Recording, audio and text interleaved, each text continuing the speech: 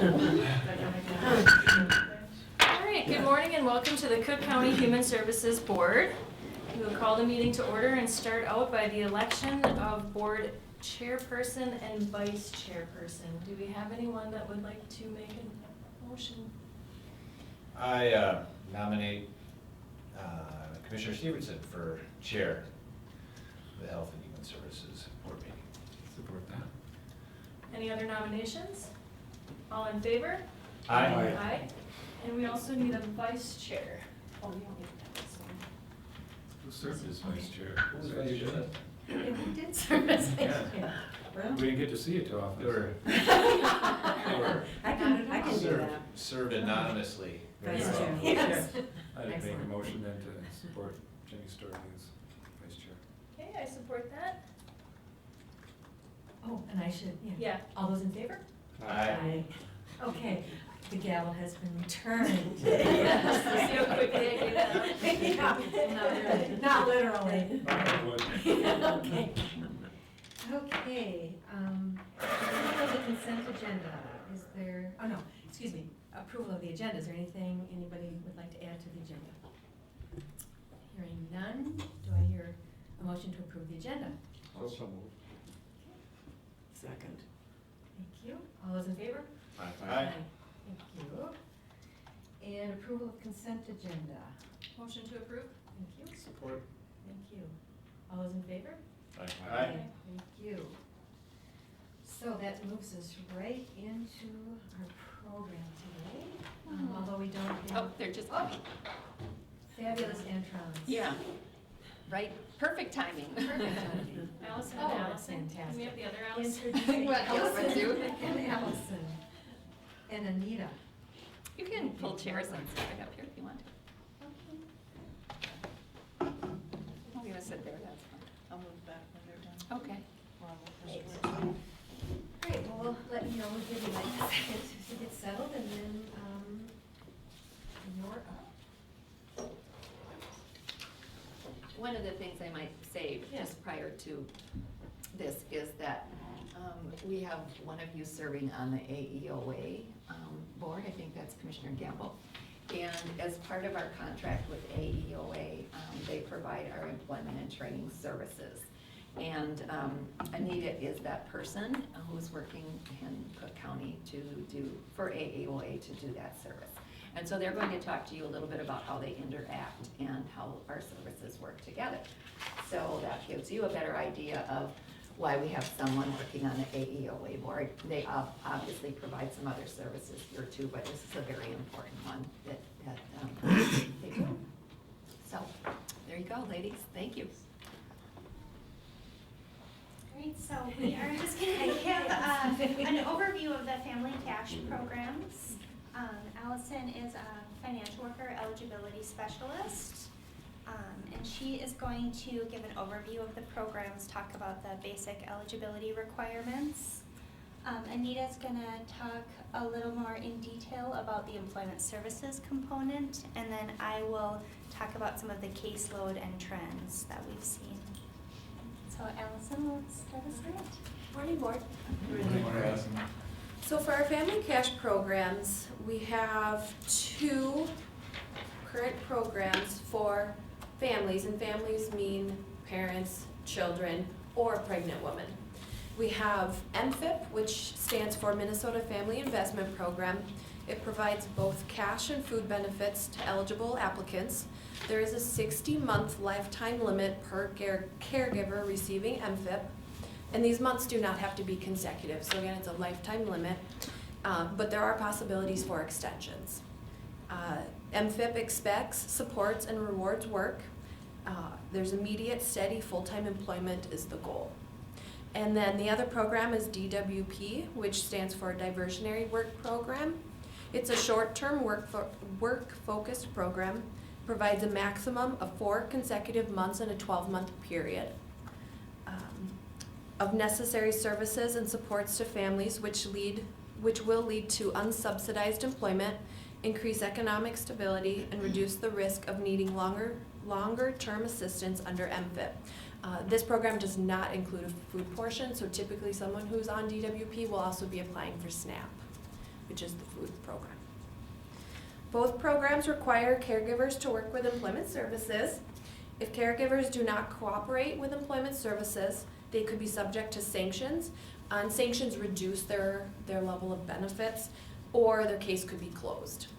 And there's two options for working with Employment Services, Anita with AEOA, or for members of Grand Portage Chippewa tribe, they can work with Jim Crowd. And he's with the Minnesota Chippewa tribe. So that's just a general overview. And then for the application and interview process, families can apply using the combined application form, which Allison has. And she's gonna bring it up to you guys, you can take a look. Or they can even apply online at ApplyMN. And then once they submit those online applications, then our office receives those, and then we process them just like we do the CAF is what it's called for short. So the date our agency receives the signed application sets the date of eligibility. The first month that someone applies, the benefits are prorated from the date of application. Once we receive the completed application, an interview date and time is scheduled, and then we send out a notice of interview to the client, and we inform them that the interview may be with any caregiver of the unit. It must be in person, and we do this all within 30 days of receiving the application. If it's initially screened that the family would benefit from DWP, we try to provide an interview within 5 days according to state policy. So during the interview, we review those questions on the application, and we gather more information if needed. We request verifications for identity, relationships, income, assets, expenses. So pretty much anything on the application is something that we may need verification for. We determine the proper cash program using a list of screening questions. So the state determines that some people would be unlikely to benefit from DWP, so then they would be eligible for MFIP. And once we determine which proper cash program they would be eligible for based on those screening questions, we provide an orientation for that specific program. And we go over program information and the basic requirements of that program. During the interview process, we also gather appropriate signed documents, which could include an employer release, a medical opinion form, just a general release, information on vendor payments, where they pay their rent, their utilities, their tribal reservation membership. There's a bunch of different forms that we can have clients sign, so that opens the line of communication for our agency to gather and discuss information about the client with their landlord, their employer, things like that. So after the interview is concluded, we input all their information into our computer system. It's called Maxis, and that determines eligibility. And if they're eligible for DWP, then we send the referral to Employment Services within 1 day. And benefits will not be improved until we actually receive a completed employment plan from Employment Services. And if they're eligible for MFIP, we approve the benefits and then send the referral to Employment Services. And clients are required to report monthly income and any other changes for MFIP. And that's an automatic or an automated process that happens down in the cities with DHS. So individuals who are on MFIP, they receive a monthly report form. Some general eligibility guidelines for residency. The individuals, the clients have to be in Minnesota for at least 30 days before they're eligible for benefits. They also must pass an asset limit test.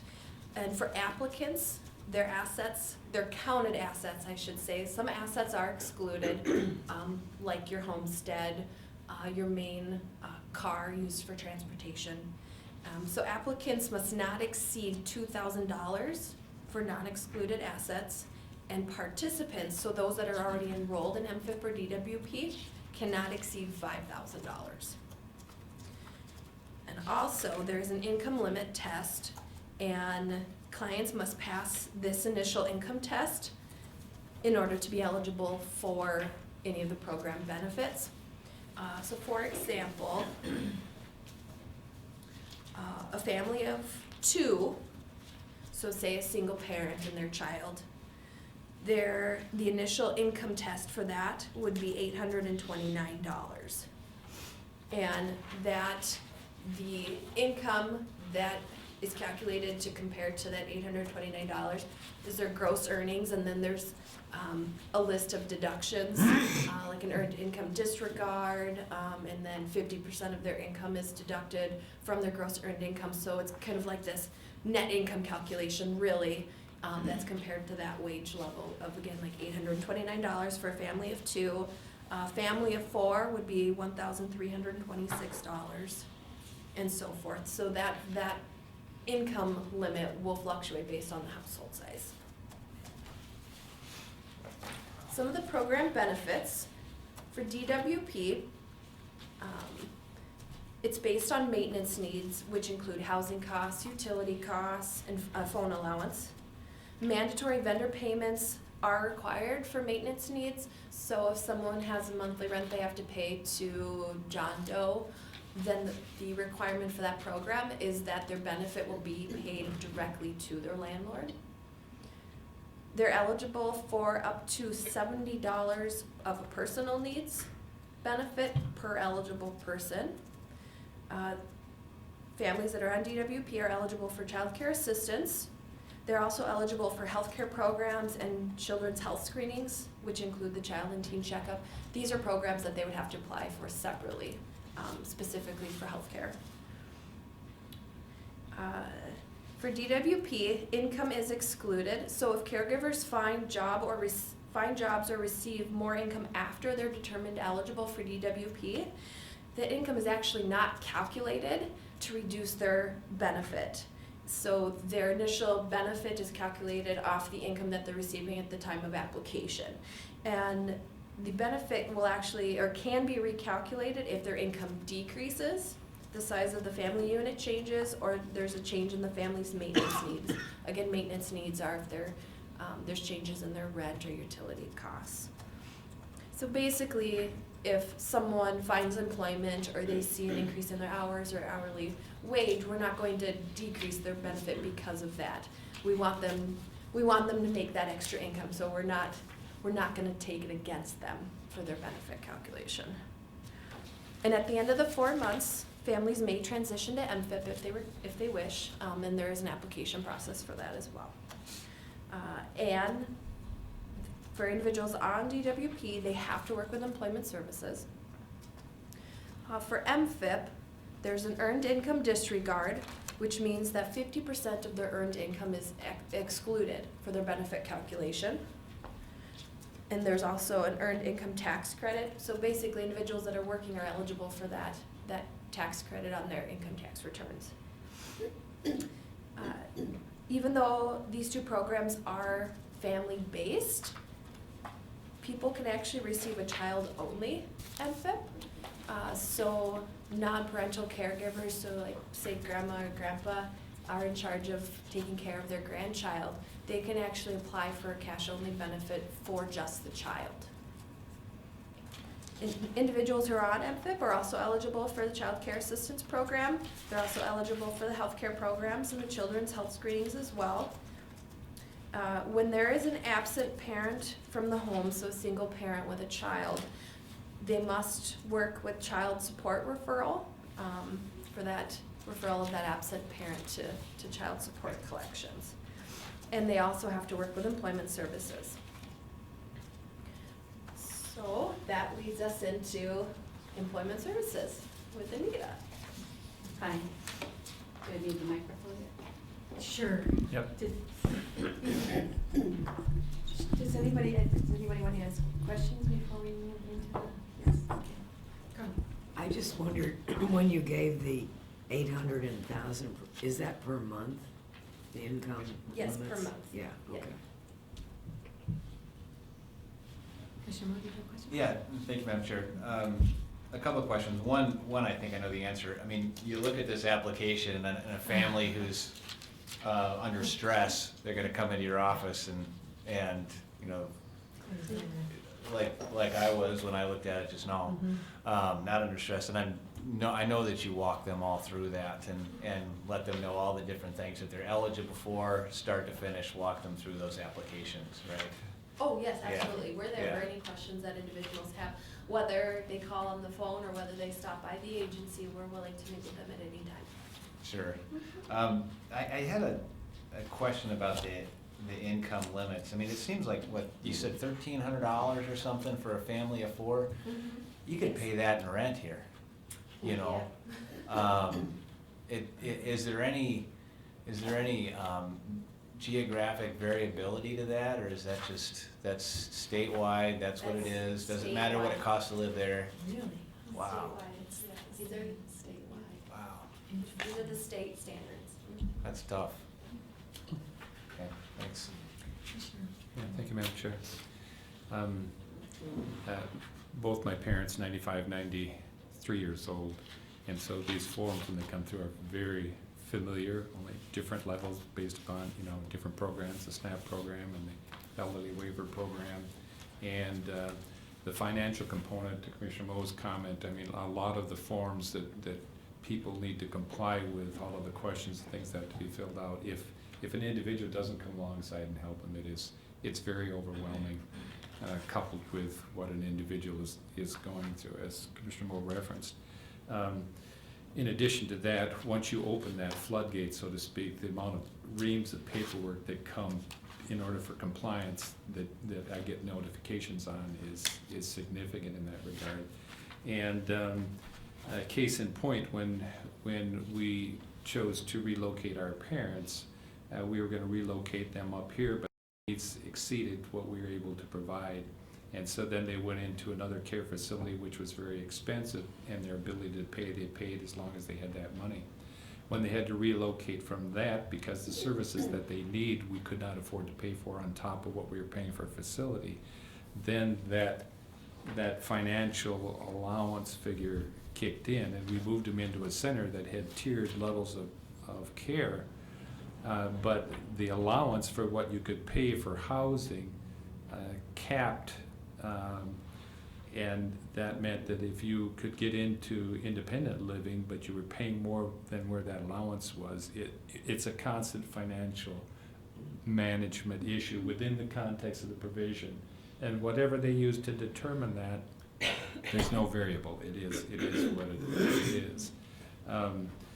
I think, however that gets defined, when it comes to meeting public need, we work within the context of what we're allowed and what the provision is.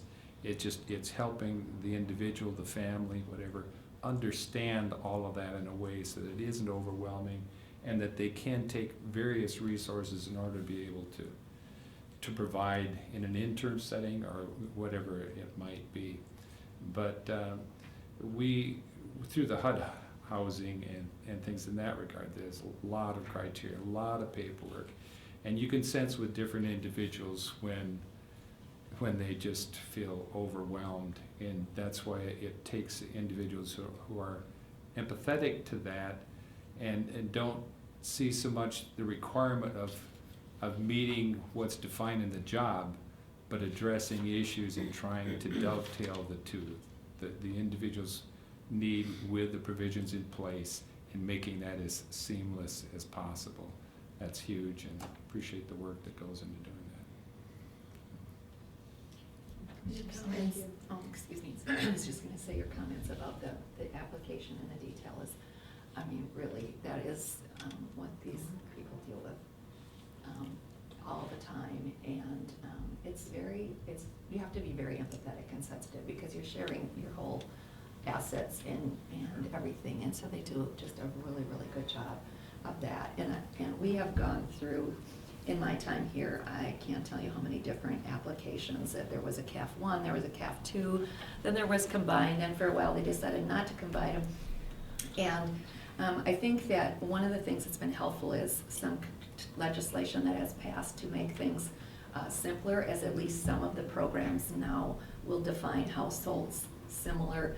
They will look at similar their assets, or if that hasn't happened, it's going to be happening. Otherwise, every one of those has a different eligibility determination, and so that's something that they all have to know as well, so. It's amazing how much they have, and Allison has been here 6 months, and she just and knows all of these things already. It's pretty amazing.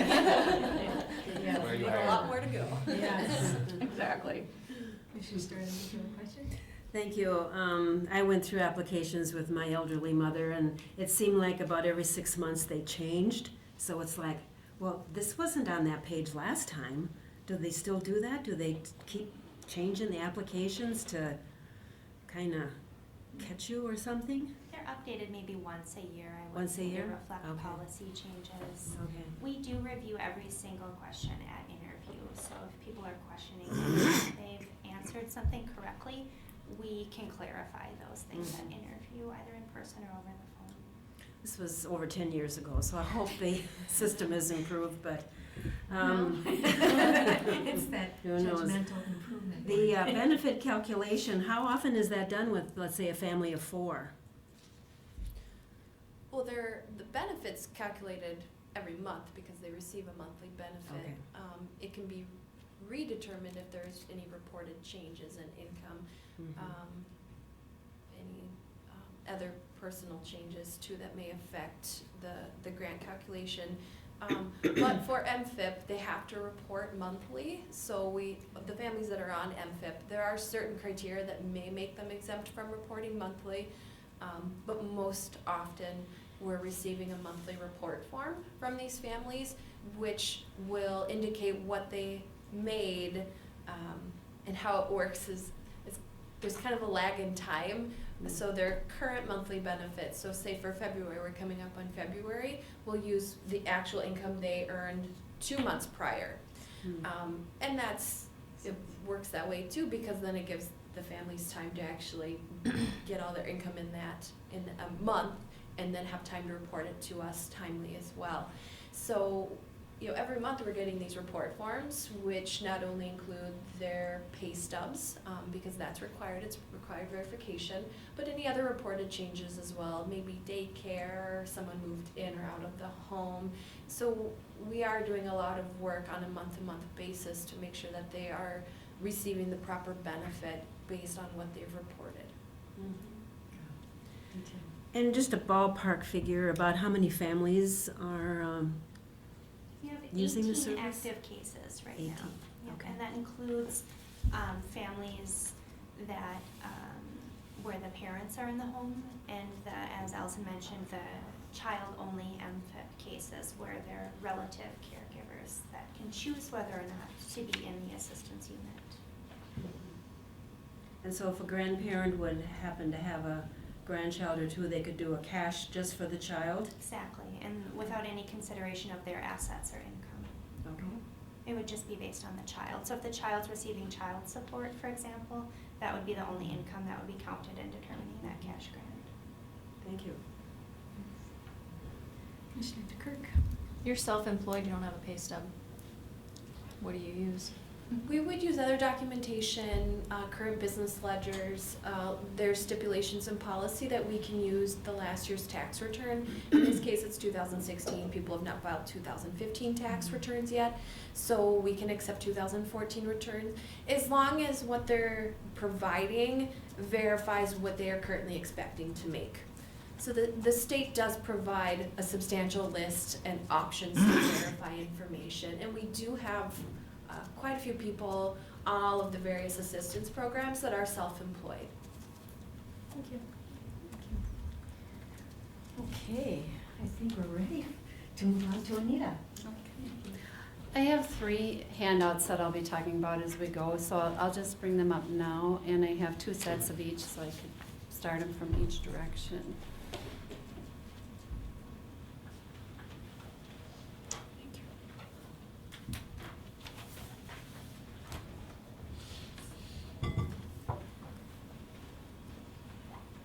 Thank you for inviting us here today.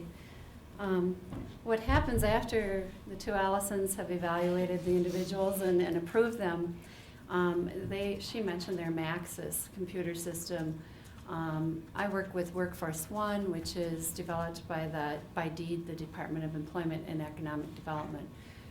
Both systems, of course, are totally confidential, and Max, some of what is in Max's populates into Workforce One, and the initial thing is a referral. They put in a referral, and that pops up in Workforce One, and so I try to check every day if I have any new referrals, and then I contact those individuals. And for DWP applicants, their benefits do not start until they have met with me and developed an employment plan. So they're usually pretty motivated to get in as soon as possible. And we do try to get them in within 10 days to meet with me. For MFIP individuals, they have 30 days to meet with me initially. At that enrollment meeting, I sent around 2 packets. One is for MFIP, one is for DWP.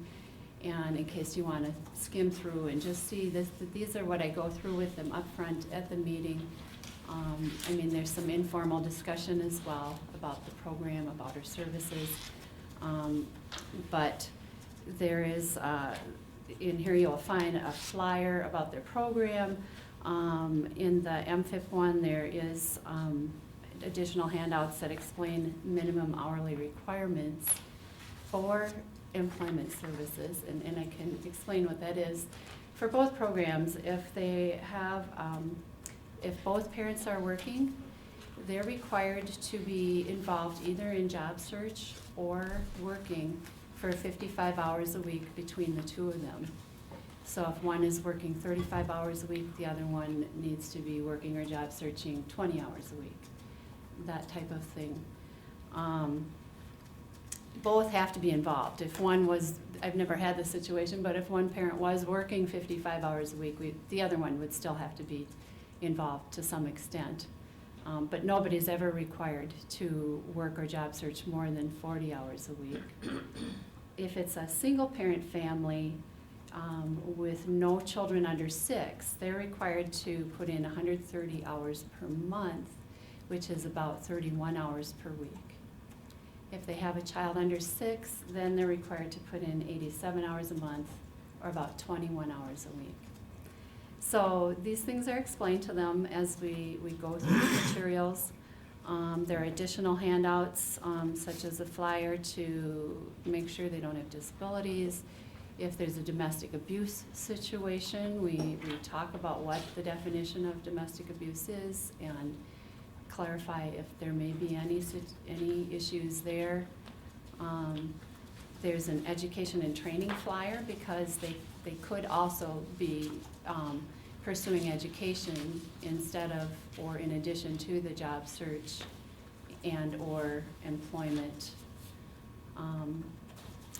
There's information on child care assistance and resources and information on the sanction policy, which is explained to them. From my end, as far as sanctions, if they are not, we will develop an employment plan, and if they are not following through on that plan, then they will initially receive a letter from me that's called a notice of intent to sanction, and they have 10 days within which to respond to that notice of intent to sanction. In that letter, I will have set up a date and time for them to meet with me. So they need to either show up at my office or call and talk about why we need to choose a different time. If they do not respond, then I send a sanction notice over to the county.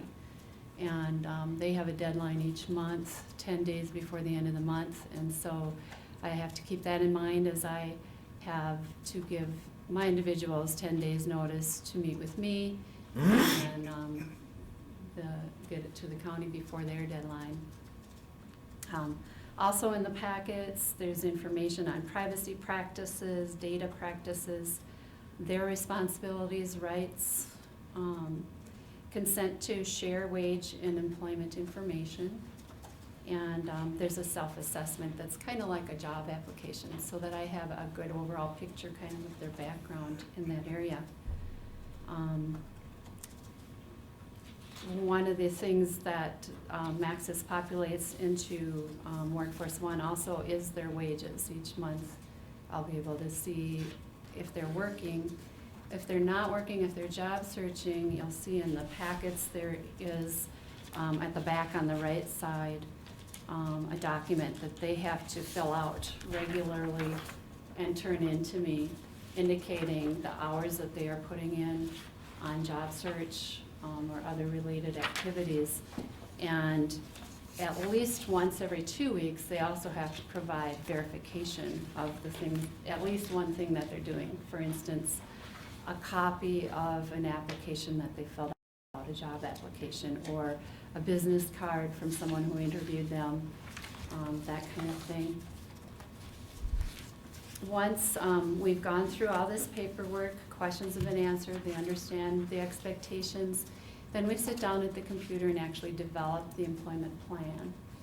I did send around one sample of an employment plan so you can kind of get an idea of what one would look like. Certain things are expected of individuals. Again, they are expected to either job search and or work and or be pursuing legitimate education for a minimum number of hours each week. In addition, we pretty much always write in there that we're going to work on a resume.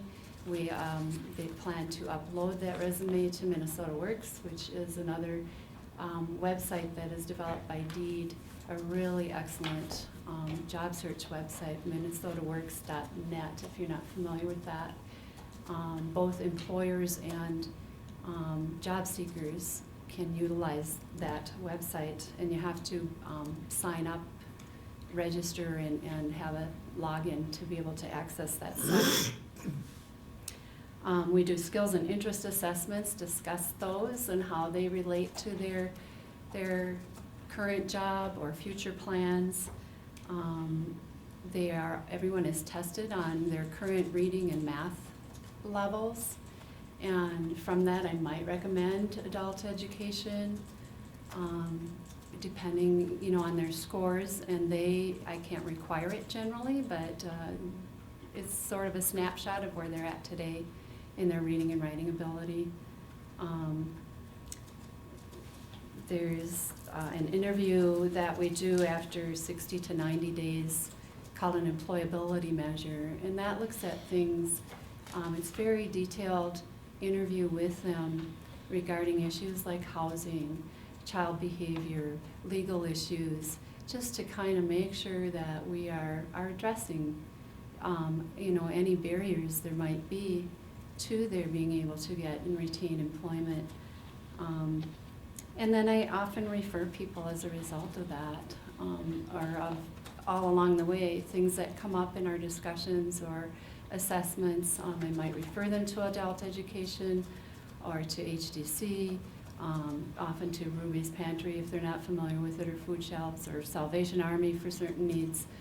Sometimes with AEOA, I work with adult education and also housing, so sometimes I'm kind of referring them to myself in my other role.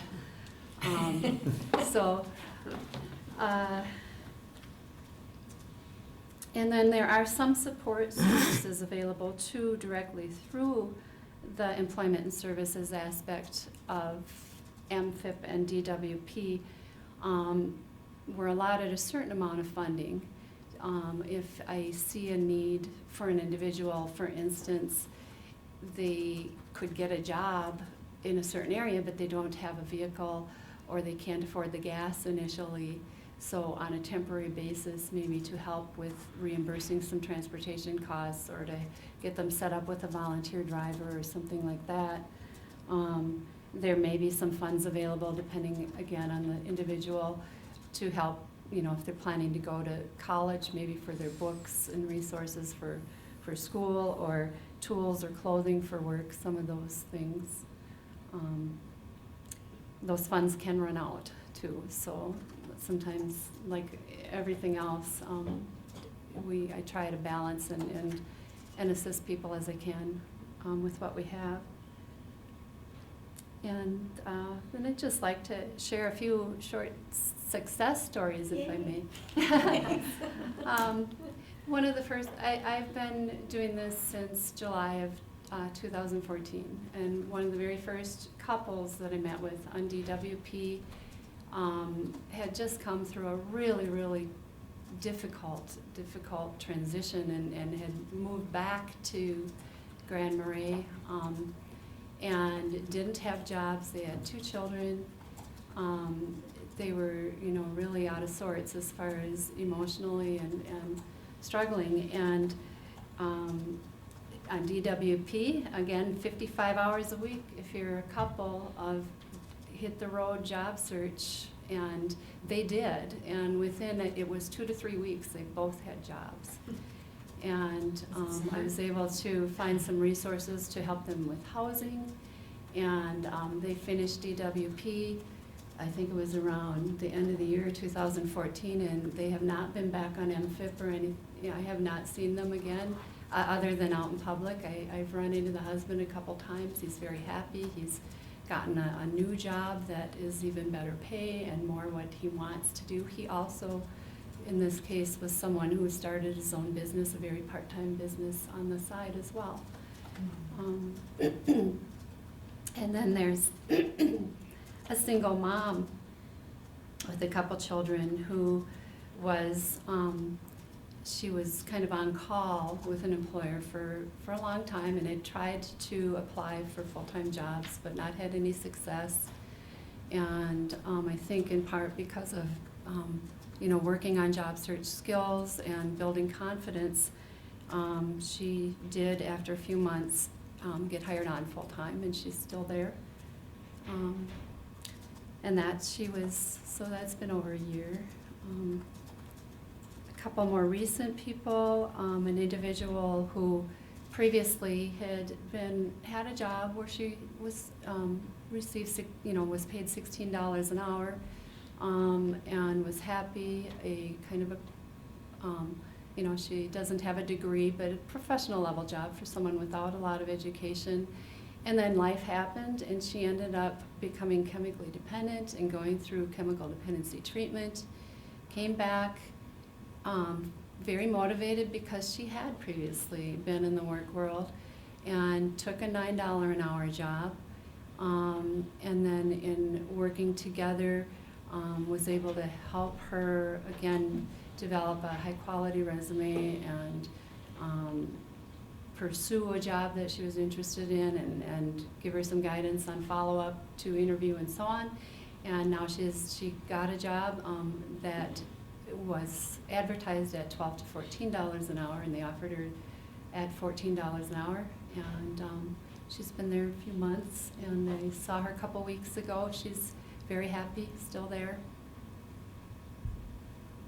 And then the particular employment plan that I sent around, that was a DWP couple. The wife has a professional degree. They went through, again, just a crisis, a really hard time. She hadn't been working for, I don't remember how long, maybe a year. But in all of what happened, her self-esteem just really shot to the bottom. And in the few months that we were meeting on DWP, I just saw that self-esteem come back. I mean, when we talked about resume writing, she sat down and she just, doing that process reminded her of the skills that she has and what she has to offer. She realized, though, that she wasn't ready to go right back into her former career, and took a job that's a little bit less stressful for her. She, within the few months of DWP, started working full-time. Her husband had been working 35 hours a week, so that's why her employment plan says 20 hours on it, but she took a full-time position, and saw her a couple weeks ago as well, and is still very happy where she's at. Any questions? Yes, I know this is about the MFIP and WP programs, but does AEO offer similar vocational services to people whose income, have lost their job and, or maybe have life issues that made it, they have to change careers and they're looking for, is that something you Yeah, provide? I work Without for an 3 income. departments. One is employment and training. I also work for housing and adult basic education. And under adult basic education, one of the ways that I can assist people is with that process. So Of how to career- translate your skills to a new career. Yeah, so some of the same types of things as far as resume writing and interviewing skills and networking and assessment skills and interest assessments and Okay. those kind of things. Mhm. Thank you, Madam Chair. I'm thinking about what are the criteria for closing the case, and your examples were really helpful in leading me to imagine that you're there to work with people, to structure them, to motivate them, to help them, so that even though they may meet the income cutoff for no longer receiving MFIP, would you keep working with them for a while, or keep doing, working on their goals in some ways? If they no longer qualify for MFIP or DWP, again, depending on their needs, they could come back to me in one of those other roles of either adult education or housing. And housing, sometimes I'm able to help with some financial assistance in getting people into housing situations, but usually they have to either be homeless or on the verge of homelessness for those funds, but does that answer your question?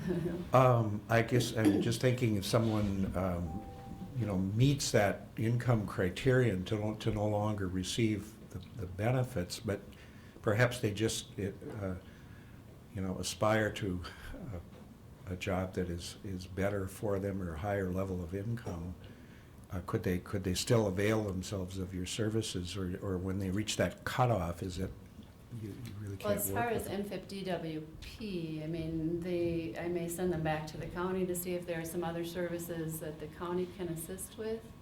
Again, in my role, maybe in adult education, I could continue to work with them with job search and career planning. Yeah, so it's an asset that you have different hats you can wear with Yeah, people and yeah.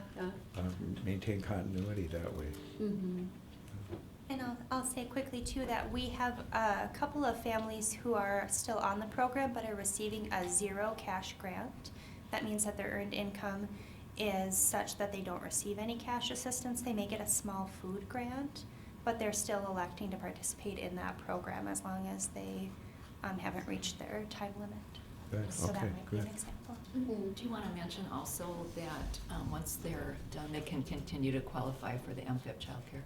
Yes, so there is a transition year child care assistance, so families who have child care needs and are on MFIP receive subsidized child care through the child care assistance program. That means they pay a small copay based on their income. And once families earn their way out of MFIP, they can receive an additional year of child care assistance through that transition child care program. Just come down the line, Cheryl. Thank you, Madam Chair. You talked about their MFIP application, and it was a little unclear to me then the relationship between the county and your office. So the first point of contact is the county, right? And then they're referred to you if they qualify. Then from the perspective of the applicant, are they then in communication with both you and the county constantly, so they have to kind of report to both of you based on, depending on what their program is that correct? Yeah. But we do communicate a lot throughout the month as well. We have a regular monthly meeting where we talk and kind of review the cases and make sure that we're on the same page with updates. Are there additional services that could help this family that they aren't receiving? And then we have really formalized communication processes too with report forms, status updates. This person has had a change in address, a change in job, someone's moved out of the home.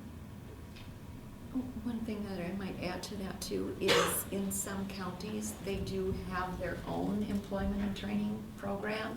And in order to be considered an employment and training program, you have to meet certain specifications through deed. And so AEOA serves this region as one of those, and they also mentioned that the Minnesota Chippewa Tribe has an employment and training program, as does like the city of Duluth, and some of those entities have their own, and then counties can contract with them for those services. So if we didn't have a contract with AEOA to do the employment and training part, we would need to have our own staff and meet the criteria of the state to be able to do that. So this has been a really good partnership for us. I should also say that this, the idea is to get people to work and keep people working. And so that's why you continue to get some of your child care benefit or whatever to try to stabilize your living situation once you're off the grant. If you think back to some years ago, many years ago, there was the aid to families with dependent children. This really has replaced that. That was more of a cash giving program. And I'd say probably in the mid-90s, it turned over to, if you are going to get assistance, you need to either be working or searching for jobs. So that is part of the history behind some of these programs. Sure. And so the applicant is very clear on who they need to report to for what. So if it's for cash assistance and child care assistance, they know that they're calling you, Allison. If it's their, and you're their caseworker for working through their job needs. So it's they understand, they're very comfortable, like this is who I'm reporting to, working with as I'm Yeah, I mean, working on my they job. sometimes will ask me questions and I'll refer them back, Okay. you know, to one of the Allisons. Call Alice, which one doesn't matter. They both know. Makes it easy. The other thing too is that, you know, talking about families, their needs are great. As we often said, there's housing, there might be chemical dependency, they might be involved with a social worker. So we have had instances where we've had a team of people, somebody from AEOA, someone from income maintenance, someone from a social worker maybe, and then even one of our nurses who might meet with that family to do a team plan. And I think that is really important integrated work, because that way the family doesn't have to go see, you know, this person, because they're busy and they're stressed and they don't have a lot of time. So we haven't had a lot of those, but they have been fairly successful, I think, when they've been able to work as a group. Sure. Great, thanks. I would just like to comment, that reminded me of something too, again, in seeking to meet the needs of individuals. I guess we forgot to mention family support services. There's sometimes where individuals have things going on that they can't put forth this amount of time into job search or job. They may have medical issues going on, or chemical dependency or something like that. And so the employment plan is built with those in mind as well. And there is some flexibility in being able to address, you know, some of the time that they need to take to do these other things.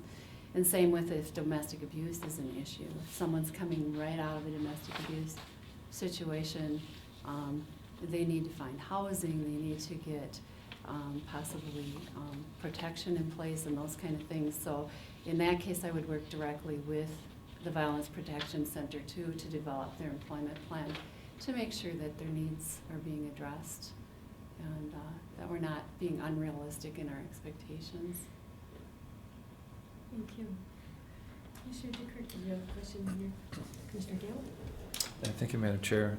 My question sort of is related to the question that Carla had asked, and we talk about coordinating services and sort of if you can be a one-stop, you know, for an individual so it doesn't get overwhelming. Between what AEOA offers and DEED, and I also sit on the Minnesota Job Corps, and different organizations have different focuses as to their intent, their mission. In order to coordinate services, there needs to be an awareness of all of the services, the resources that are available to an individual. And in some regards, there's an overlap in what is done. For instance, the retraining, when you're looking at a different career path based upon a change or whatever. And I guess that's my question is how much awareness is there amongst agencies as to the resources that are available? When I sit on these various boards, I hear the conversations and there seems to be a similarity, but I don't know how much in this coordination actually exists in using resources to maximize both benefit and efficiencies. Does that make sense, the question? Yeah, I mean, in part, I think if I'm kind of answering it, when an individual comes to me with whatever their need is, I do try to assess if there are needs that can be addressed elsewhere, and often we'll refer them to the county, sometimes to Salvation Army, sometimes to HUD, either Birchwood or housing situation. So, but are you talking more about awareness out in the community or awareness among organizations? Madam Chair, Anita, the awareness of the resources that are available. So let's say, for instance, that if through DEED, what DEED offers in programming, right now, I'll just say that, the governor is looking at extending some benefits for displaced, workers in the northern part of our state. And so then those funding mechanisms might kick in for different agencies. So where the coordination comes in, as I referenced, it's awareness that if there's monies that have been allocated or to an agency such as Minnesota Job Corps, that our awareness of that would be that if an individual comes in that falls into that category, we would direct them to that source of funds or to that particular discipline that might be unique to the disciplines that we, provide as far as provision for services and things. And so my point is response to the community is enhanced to the extent that we are aware of all of the agencies and programs that are out there. And if we're informed through AEOA, so that they keep us up to date on these, that's helpful. Otherwise, it would be interesting if the various agencies had a joint, meeting to say, okay, what are we doing? How do we help each other? Because then that resource has more value. That's my point. It's kind of might be fitting with something that we're trying to work on. I don't know if any of you know Tina Kraus. She volunteers for Salvation Army, and she and I have kind of been wanting to get something going similar to Community Connect, if you've ever heard of that. In other counties, once a year or once every 2 years, they do this Community Connect. It's a big event where they bring in all the social service agencies into one big room, and everybody has a table or a booth, and people are invited to come and learn about what services are available in our county. And generally we have pulled together a committee. We started to have some discussion this fall, and then it didn't go, it's kind of a long story, but we're probably gonna get that started up again this winter. A group of people to talk about, do we want to do this and what would it look like in Cook County? It's generally held in the fall, so we're kind of hoping maybe for this fall, like around October, to do something like Community Connect. If you Google Community Connect, Lake County has done it, and other counties, as far as trying to coordinate with, a committee that's having discussion about, what are all our services that we're providing and how do we get the word out? That's one thing that we're trying to do. I wanted to share too, just one other, NEMOJET, Northeast Minnesota, Northeast, Office of Jobs and Training. We do have an individual who came through DWP who has a position right now through NEMOJET, which is a field experience job. So that was a connection there with that organization out of Cloquet. Madam Chair, and that's my reference to Job Corps. Yeah, okay. Which is on that board. Mhm. And I know they do an awful lot in the schools, as far as career training, career path for students, but when we've seen,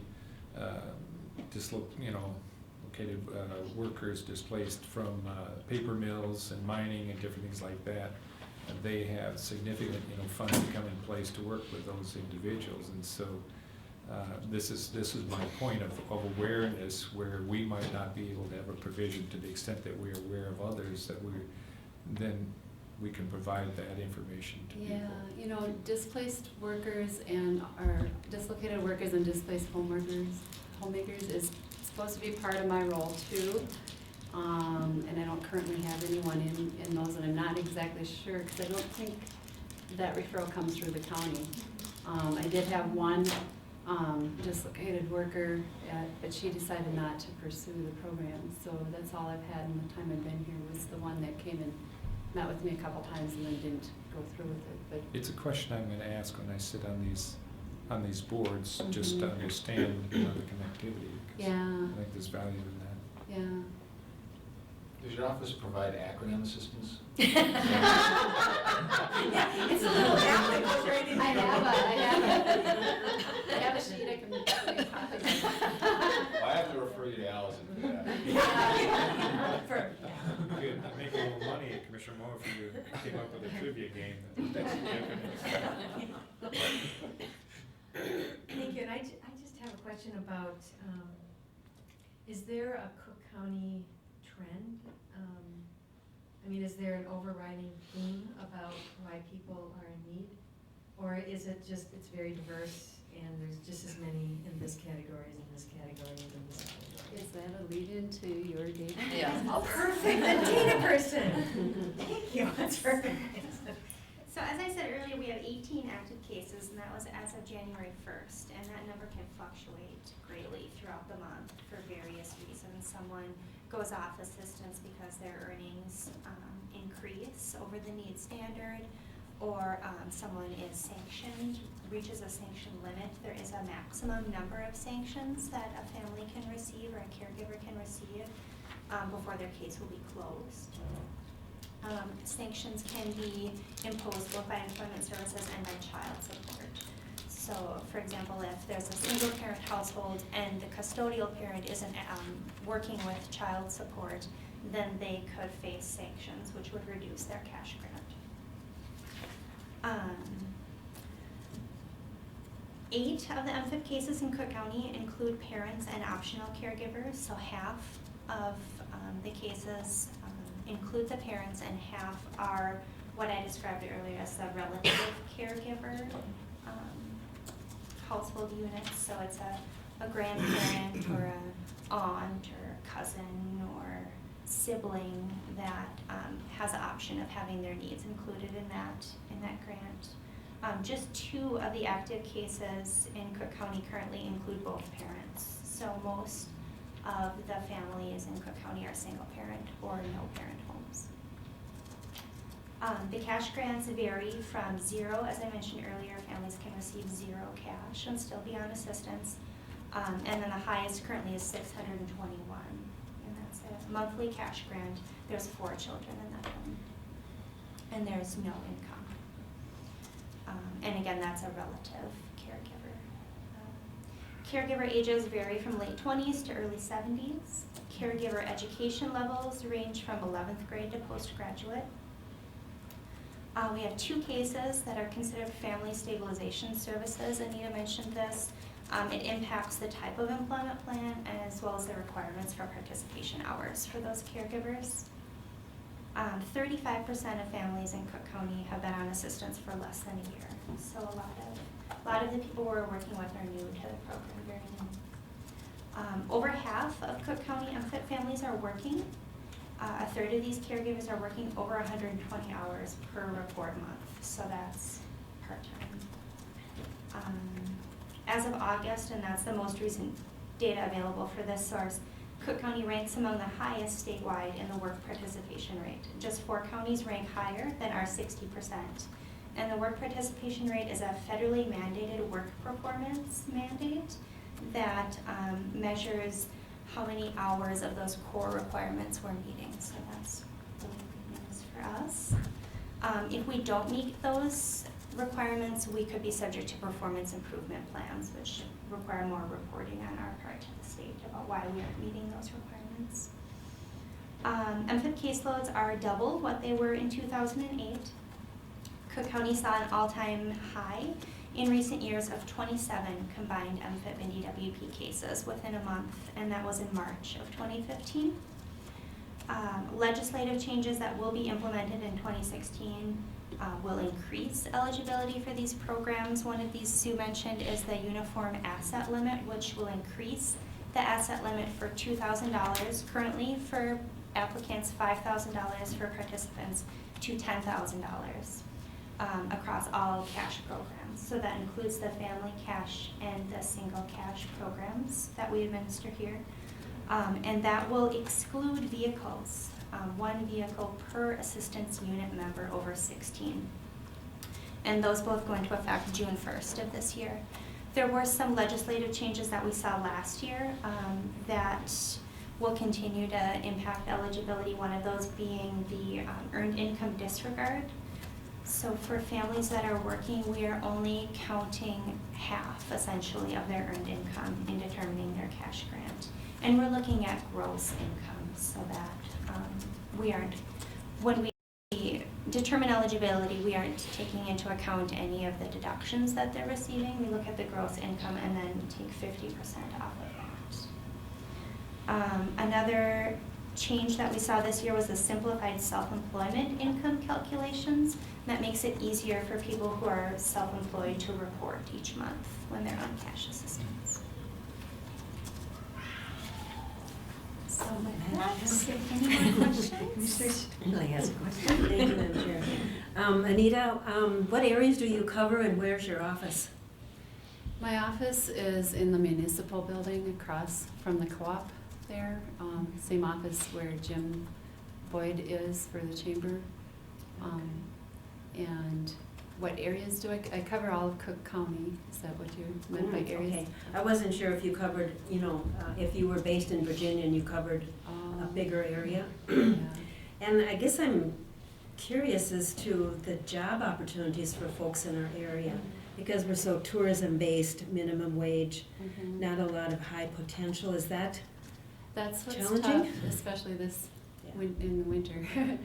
You know, some of the people we see, they do great over the tourist season in the summer, and then October hits, and that's when they feel it. Yeah. Mhm. And how often are you in your office? My office hours, as of this week, I just went from 32 to 36 hours. Generally are 8 to 4:30 Monday through Thursday and 8 to noon on Friday. Sometimes I'm at a meeting or a training or something like that, but it's my general hours. And you've been here how long? Just a year? A year and a half. Yeah. It's awesome to have you here. Thank you. Any other questions for Allison, or Anita about this fabulous presentation? Yeah, thank you very much.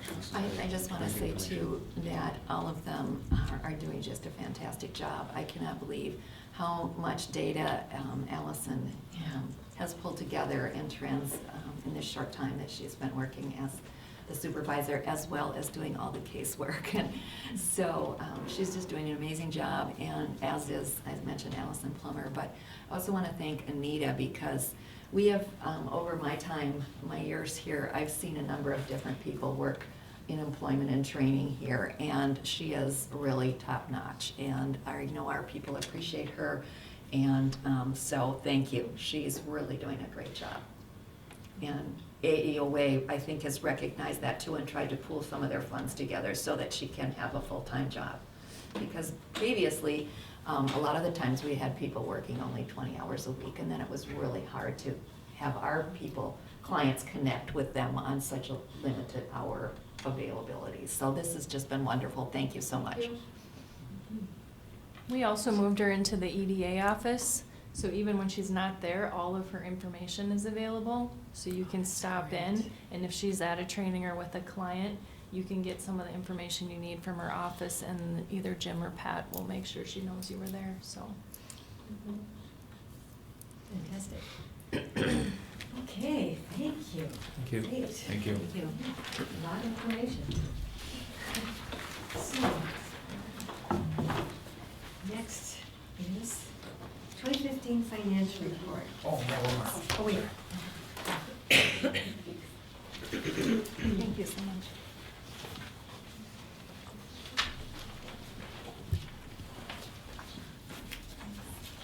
We had talked a few months ago about having a focus on certain programs and the financial aspects of them. So I'm starting to try and segue from the report you received to financial information about that program. Where did I go? Like if you want to. Yes, you did, yeah.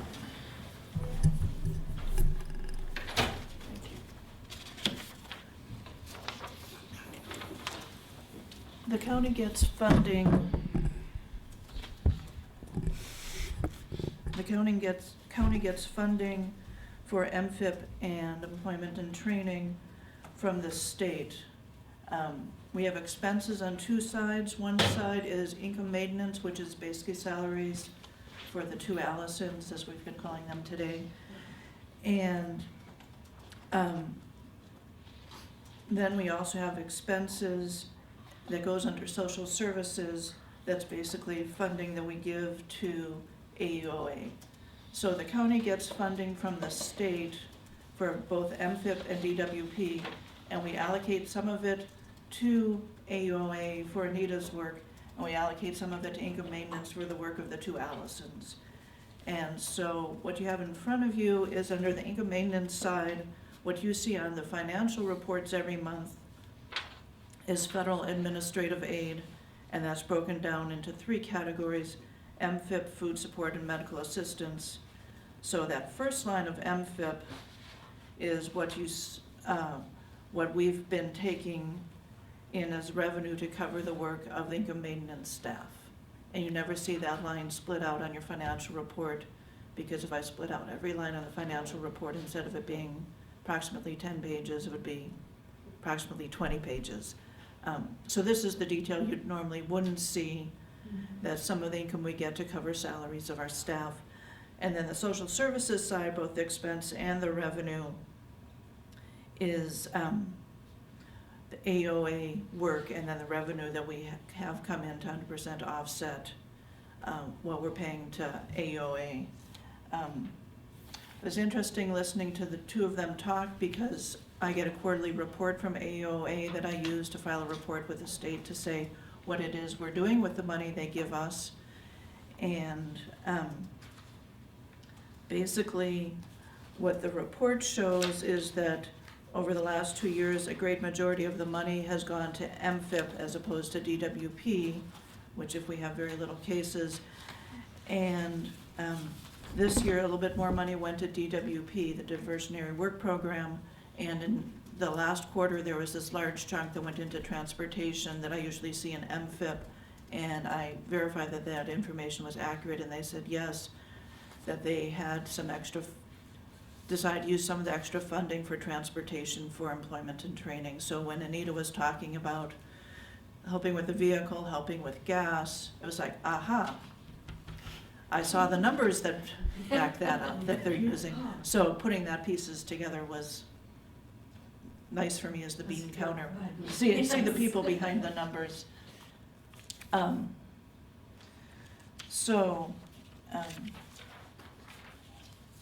you can see under social services, that second line, supported work, that was a funding that used to exist that no longer exists, or still exists. We're not putting money into it. And one of the things we might add also is the amount of cash assistance that goes out to the people. Again, that does not run through our budget, so you do not see that. That goes directly from the state to the people. Correct. And that's one of those things that, sometimes say, well, where is this amount of people? Or, this number of money? It doesn't go through our budget at all. Right. The majority, I shouldn't say the majority, a lot of the programs that the income maintenance staff work on, the funding that goes for clients that doesn't come through our books. There is reimbursement that we give for certain programs that then we get reimbursed by the state for those programs. But if the money is going directly to client, we never see dollars in, dollars out. Which is good because that would be major. Thank you, Madam Chair. Yafa, how are we to understand the correlation between the revenue and the expense here? In other words, how's that translate out as the net? In other words, when I look at the revenue under income maintenance and I look at the revenue in the bottom section and then I see social service expense, what's the correlation between these figures? The social services expense and revenue for employment and training should net to zero at the end of the year, and it looks like in 2014, perhaps more of that revenue should have gone as income maintenance revenue. And this year we haven't gotten the fourth quarter revenue yet for fourth quarter expenses of AEOA that we have paid AEOA. And then for income maintenance, the revenue is the money that we're getting to help offset the salaries of income maintenance staff. And I didn't include that in here because that's one of many, many programs that they administer. Yeah. Thank you. Does that answer your question? Yeah, I think it's good to have the focus in detail, especially in connection with a presentation, to see that. I think understanding it, I guess, always looking at what our programs cost us and how much we have that comes in as revenue to offset those costs. And you just, stated, it gets complicated because we do multiple things. We'd have to have a percentage to distribute those costs in order to be able to come up with a net, if that makes sense. Right. So, but if, for instance, what I was looking for is you say, and the programs we just talked about this morning, that's this percentage of our overall budget, from Public Health Human Services, and we take in this percentage in revenue towards that, leaving this is how much, basically it's supported through taxpayer dollars. Right. And when I hear them talking about 19 cases and they're meeting with people when they get signed up for the program and they get monthly updates, are they spending more than $14,000 worth of salary and fringe benefits on 19 current cases? Probably. Yeah, very likely. Yeah. And then that's picked up by our levy. Right. Right. Yeah, What thank is it, you. about 50% of the administrative costs for determining eligibility for these programs is reimbursed? Gotcha. Okay, thank Yeah. you. Is there any way to get just the numbers from the state, not the cases, but just what the state puts into Cook County for services? That there is the Human Services report that comes out annually. I believe the 2014 one just came out and would be available on the website. Okay. And that will just break down by county, by federal, state, how much those costs would be. I can get you and send you the link if you want to take a Yeah. look at that online. Thank you. Okay. They used to make paper copies and It's too expensive. it's too expensive Yeah. now, so it's all online. Yeah, the last 2 years it's been online, I think. And then, yes, and then it will also tell you, how much per person you're spending for this and that, and I don't know. I used to share those with the board, and then we got into some pretty debates about how accurate the data was. Okay. Then I stopped doing that about 5 years ago. Too much information. I don't need to debate it, it's just nice to see. It is what, nice to yeah. see. It's very nice to see. And I look at those, and Yafa looks at those as well. And Yafa discovered that she actually spends 4 days compiling all the information, sends it to the state that goes out into that report. The other thing specifically for Cook County, in summary fashion, in both, I think the budget as well as the annual report once the year is over and the financial information's been audited by the state auditor, there is a little pie chart that shows you how much is state funds, federal funds, county funds, and other sources of income, and gives you that percentage. When I work on the budget, I get something from the state that shows for a myriad of programs, what percentage of each program is state, federal, and county dollars? And so I could use that, so, We could bring that. yes, The pie charts available. yeah. And if you would send a link to all of us, that'd be great. I will, Thank you certainly. so much. Mhm. And Madam Chair, I think that the benefit of that is to see the partnership, relationship with those various levels of government in addressing need. And where we don't see that partnership is shared, it gives us a context to try to change that. Sure. Will do. I know we're running very short on time, so I'll just briefly talk about the financial in general. What isn't showing on here is two big things. CD, we get money at the end of the year from liquor license fees from the county auditor's office, and that's approximately $14,000 in collections that isn't showing on here. And there's a lot of money for the fourth quarter and for months of November and December, revenues coming in from the state that aren't on here as well. And out-of-home placements, there's a lot of expenses that aren't here, and we just paid November's bills in the board bills packet. There are a lot of November charges, and there's still one family where the amount of the billing we've been receiving has been incorrect, and I finally said, I'm not gonna correct the bills every month. You send me a correct invoice and I will pay your invoice, and that just got resolved last week. So we haven't received those invoices yet. So that dollar amount is going to increase.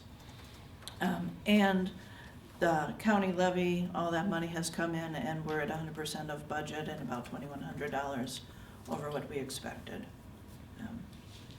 And I have till the end of February to collect more expenditures and more revenues that will go on the annual financial report that we'll go over in May.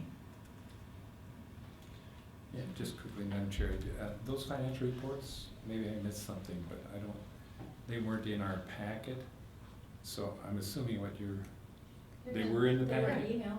Oh, yeah, they're. Yeah, when I downloaded, I just evidently I didn't see where it was, so.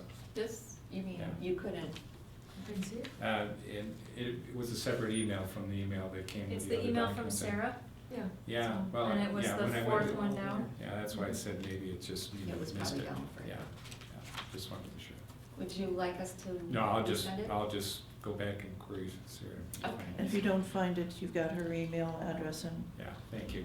she knows where to find that. And then the other thing I had listed is request to carry over unspent funds.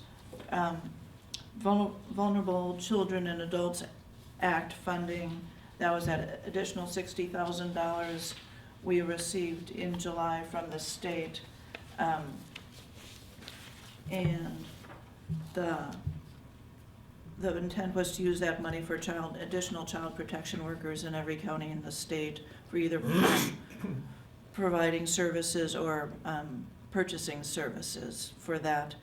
And some of the information I got in every single communication for the first 3 months about this funding is, if not all the calendar year 2015 funds are spent in 2015, they must be spent for expanding child protection staff and service in 2016.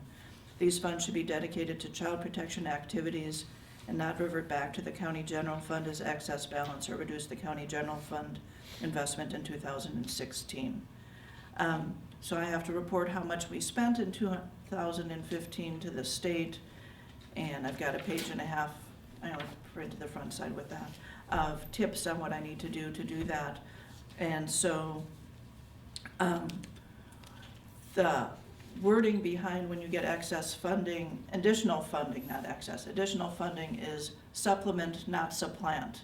So basically, we needed to hire additional workers or hire another entity to provide additional services with that funding and not to pay for existing staff. And if you recall, we moved Grace to being a supervisor of just children's services and made her a working supervisor, and hired an additional adult services supervisor who's also working supervisor. So this funding is for that. And we also added an intake worker who's also doing children's services work. And so staffing from those two positions are being used to fund this. The last payroll that covers December hours is getting processed this week and will be paid on Friday.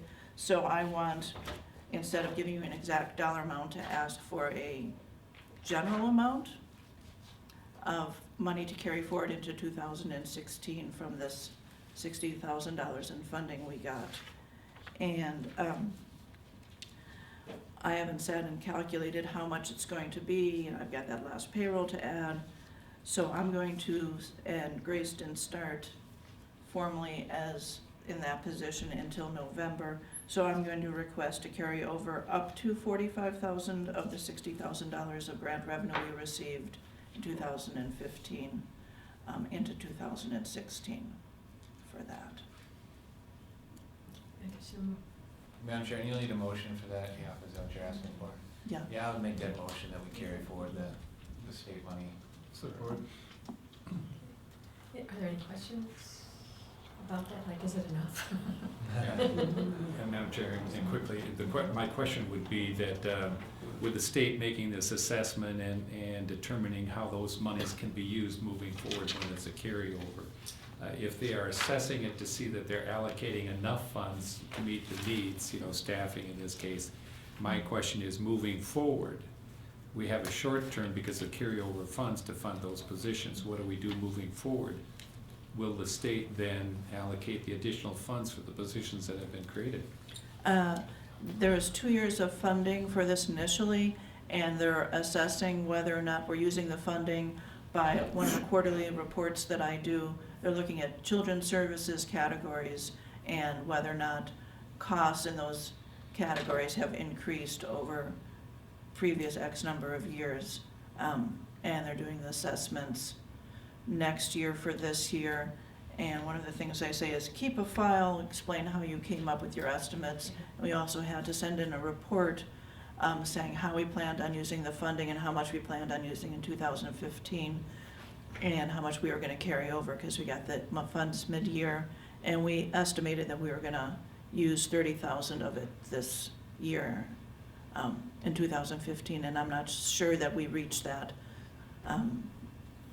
being that November is when we added that staffing specifically for this. It seemed to make sense, Madam Chair, if I ask the requirement that it has to be used for new positions, that their intention is to make sure that we're covered in providing these services.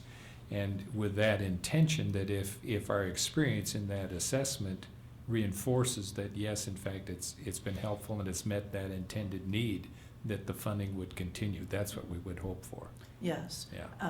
I think what they did is Can only they, hope for that. Well, I mean, Yes. when you connect what they're telling us we need to do, if we're doing it and we can substantiate that it's beneficial, then you'd think we would continue to do it. right. And we have the lowest funding level in the state. Lots of counties get a lot more money, but smaller counties have this threshold of 60,000 in hand and 15,000 that you can earn by meeting certain criteria.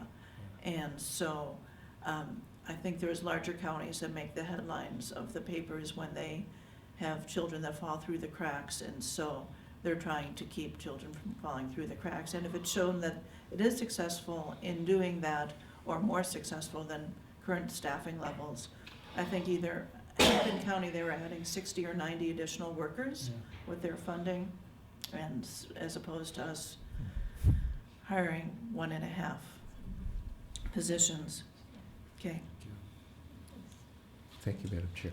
What about the cost of the 24-hour child protection on-call that we're having to add? Can any of this money be used for that? Well, that was put together after this was allocated. And so what DHS said is, we've already given you money to do that, but we weren't aware of that, how that was supposed to work.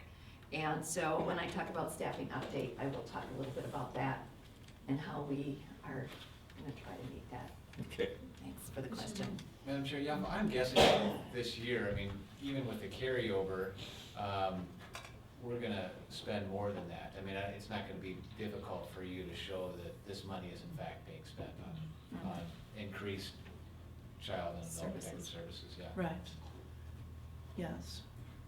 And I think, for us, that's a smaller county, what it'll show is, that we actually are putting a lot more hours in, or that the hours we are putting in are spread over more people. So that if there's a crisis, all of a sudden someone isn't working 60-hour weeks for 2 months to get a situation stabilized. Sure. And the other thing too is that some of the processes have changed, the laws have changed, so that we will be receiving and have received more reports.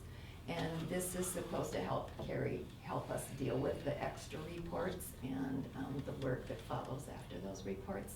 So we'll see. Yes, there's a motion on the table. Is there anyone opposed to the motion?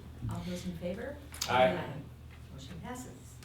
Okay, the second one I had was for, while I was doing this Family Connect, because we got a lot of grant funding in this year for the Family Connect program. And a lot of the work's gonna happen next year. And so, grant funding we received and not tax levy dollars is what I wanna carry over on this one as well. So these are both grant funding requests. And, for the Family Connect program, I have a much more exact figure. $18,998.10. One of them's a $10,831 grant, one's $4,000 of unspent grant funds, and another one is money from another program. Motion to carry over grants for Family Connects home visiting into 2016. Support. Thank you. All those in favor? Aye. Aye. Thank you. Thanks, Jeff. Thank you. Thank you. Okay, I'll talk really fast. Family Connects update, since we're carrying over those monies, I thought I should update you on where we're at with that.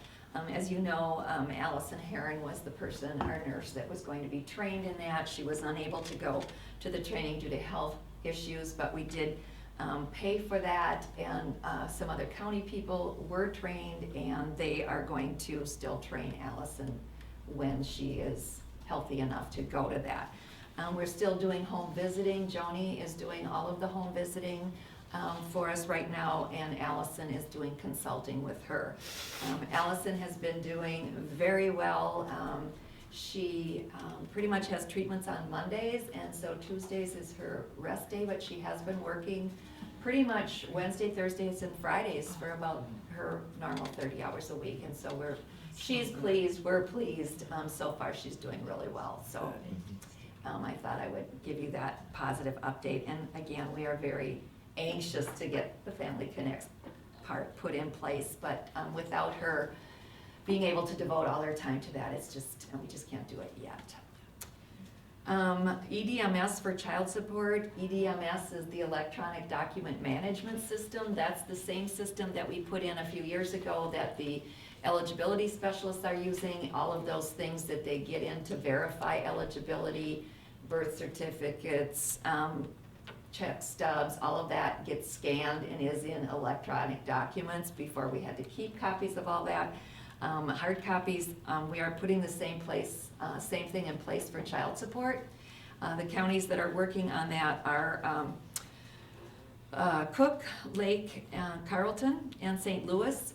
St. Louis is going to continue to be the host county for all of the servers, and we are we're working with DataBank on that too, and got an update last Friday, and it should go live in March for our county. Our Carlton County is doing our child support work. So right now, they're all scanning previous files to get ready to go live. So that's exciting. We know that that's coming, and the costs for that so far are under budget, which was nice to hear as well.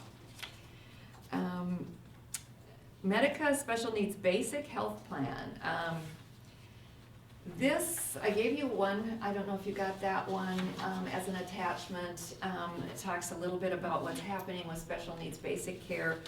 This is a healthcare program for people that are eligible for medical assistance but have a special need, some type of physical or mental disability.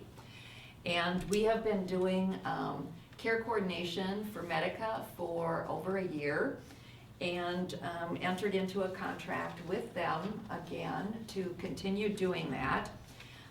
However, they had reduced their rate. We worked really hard to try to get them to offer us a higher rate.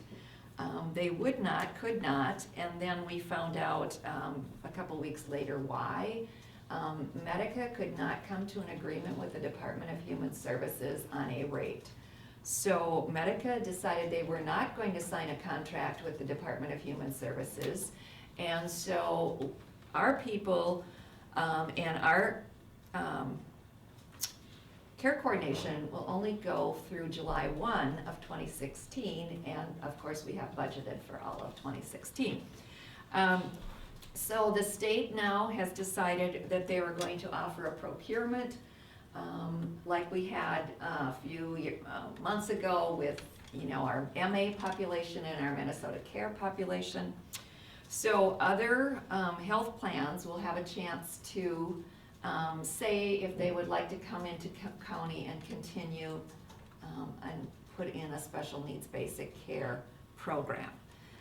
We have heard, I listened to a webinar about this last week. We have heard that Medica is thinking about putting in an application. We do not know what the rates are, but DHS told us they have all of the rates set and there will be no bidding and no negotiation. So we just have to go through the RFP process, submit what it is that we're looking for in an SMB plan, and then DHS will put out an RFP. Health plans will have an opportunity to indicate which counties they want to do this in, and then we'll have to wait and see what happens. So right now, our clients, we are told not to do anything with those members that are covered by that health plan, because we're just not all sure what's gonna happen. And we are doing the best we can to earn the additional dollars that Medica said that they would pay us for care coordination if we meet 3 performance outcomes. However, they would not, even if we meet those performance outcomes, they would not give us the extra reimbursement per member per month until September of 2017. So, when you wonder why it's difficult to budget, these are some of the reasons. These are the unknowns that come up that we just had no idea this was happening. So, I will keep you informed of what's going on up until July 1. We will be doing care coordination, and our people who, I think right now we have about 30 or 33 people that are in the special needs basic care will continue to get care coordination and health care coverage through that plan. It just doesn't, Madam Chair, it just doesn't seem like the state gives a rip how much difficulty their indecision causes the counties. And the people that are dependent upon this healthcare. Right, and that is what is very, very frustrating. I think we had a directors meeting for our region last Friday, and truly we're all very dismayed about this, and I guess my comment is, do they really care about the individual person that is at risk here? Because these are very high needs people, and it's just too concerning.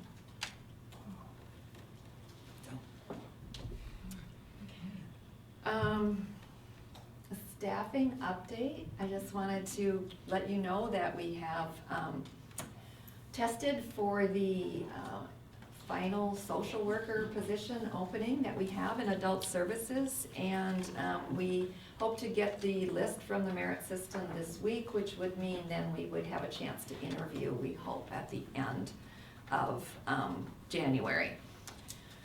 Because right now Martina is still doing all of that casework plus trying to do her supervision.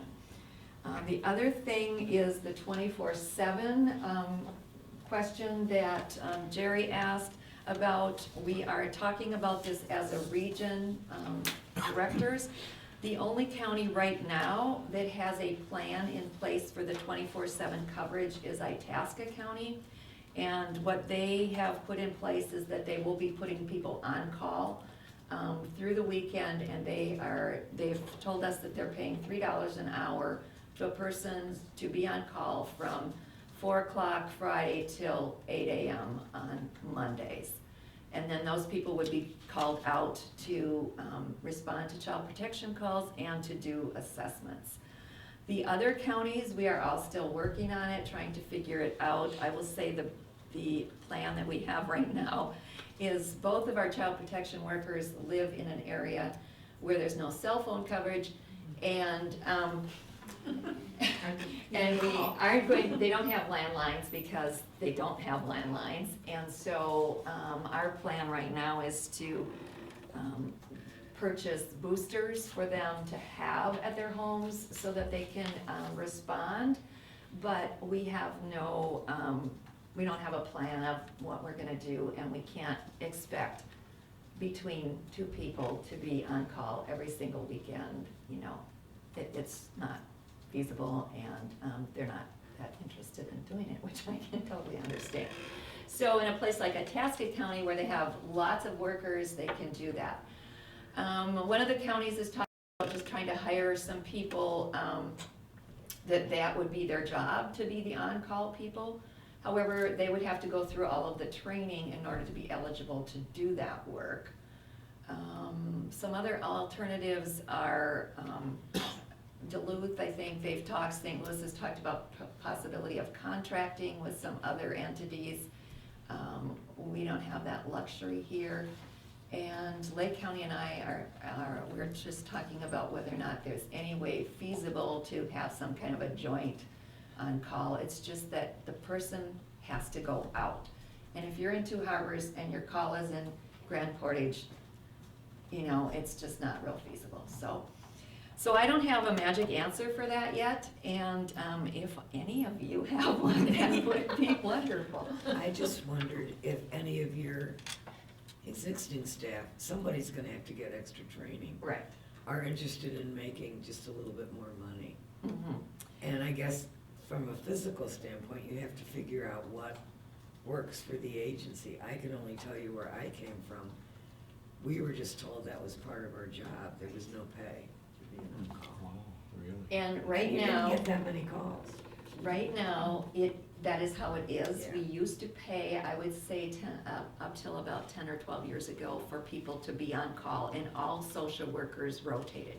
When we checked out the data, we found out that it wasn't that frequently, and many times when they get a call, they can handle it from home. So they do get paid when they handle a call from home, and if they get called out, they get their regular pay. We discontinued that as a budget saving process. And so right now, if someone gets called, they do go out, or they are called, and that is part of their responsibility. But this is above and beyond because of the fact that once they get called out, they're supposed to get together their screening team and decide if they want to screen it in or screen it out. We as MAXA are still debating with DHS on this. Next week we have a meeting. I'm guessing I'll find out maybe more about it. They're very vague. They're saying, yes, this is the law, but we understand that counties don't have the resources and to meet the requirements of this, so try your best, but really we're in violation of the law. So I'm just telling you so that you're aware of it. Madam Chair, so they want a screening team to actually get together on the weekend, so just the caseworker themselves being in contact with this person, getting them through their immediate needs for the weekend isn't sufficient? No.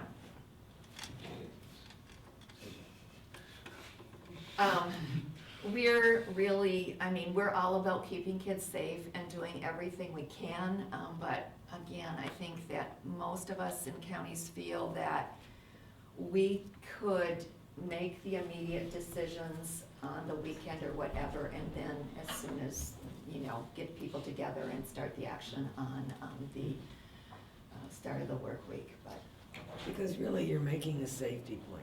We are. And it might be a temporary one over the weekend, and it might be immediate removal and placement, Mhm. using law enforcement or whatever. I mean, so it would Oftentimes we seem try like to use the- grandma, the other- grandpa. The other details could be worked out later, it's just the safety piece, Right.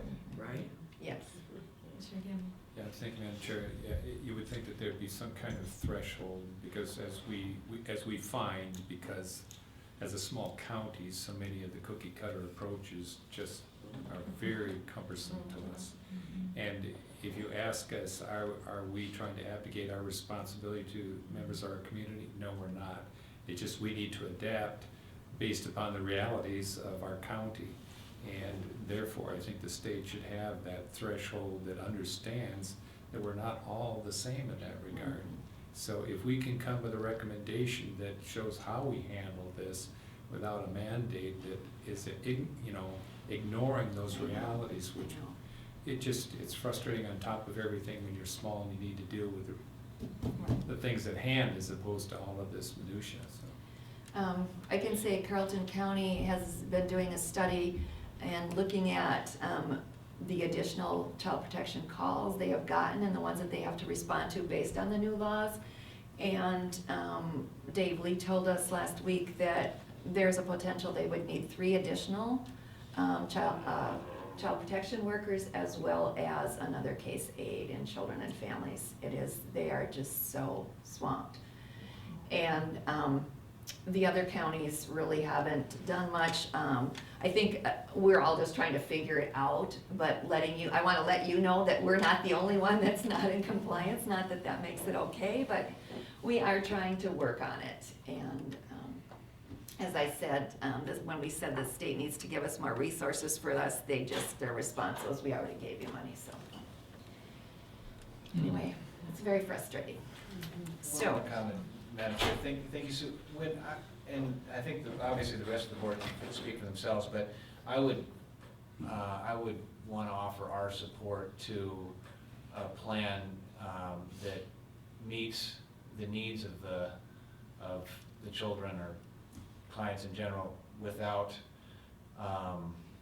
meeting the letter of the law. And if there's a way we can support you in that letter, resolution, whatever that might be. okay, Meets safety requirements. Right. Safety I mean, requirements. obviously, we Yeah. care, That's it.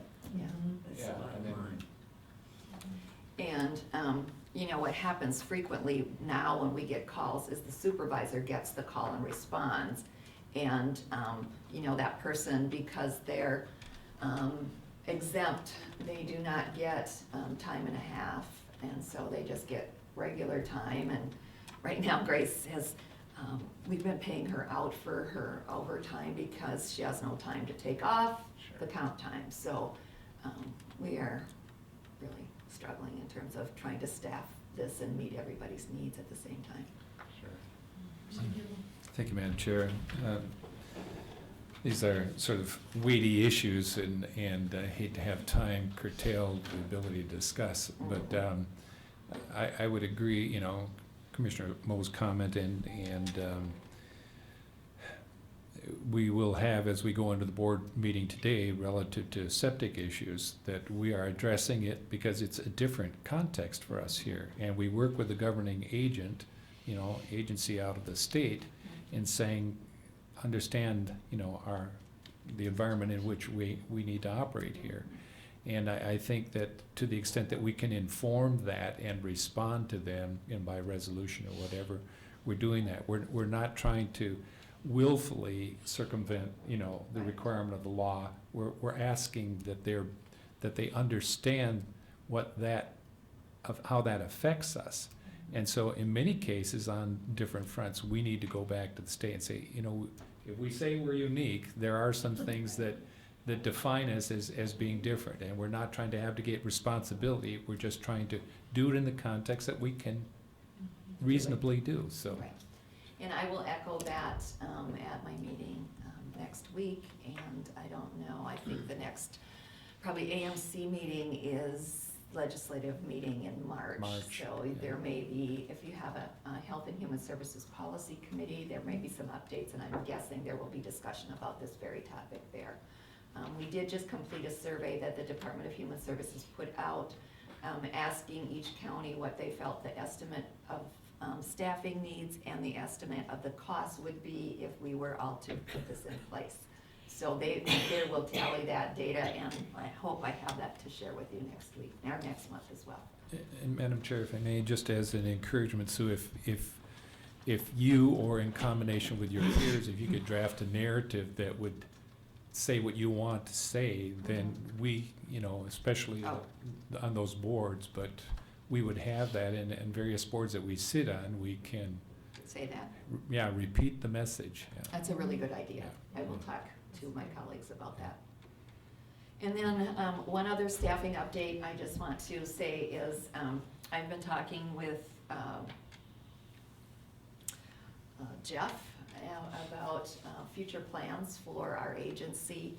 And he asked me, even though he couldn't be here today, to tell you that my intent to have my last day of work be July 8th.